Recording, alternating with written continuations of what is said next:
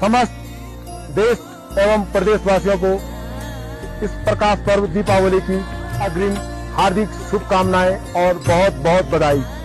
और अब भगवान श्री केदारनाथ जी के कपाट 3 तारीख को सभी भक्तों के लिए बंद हो जाएंगे और 3 तारीख को भगवान श्री केदारनाथ जी की चल विग्रह डोली अपने शीतकालीन प्रवास ओंकारेश्वर मंदिर ऊखीमठ के लिए 8:30 पर श्री केदारनाथ धाम से प्रस्थान करेगी।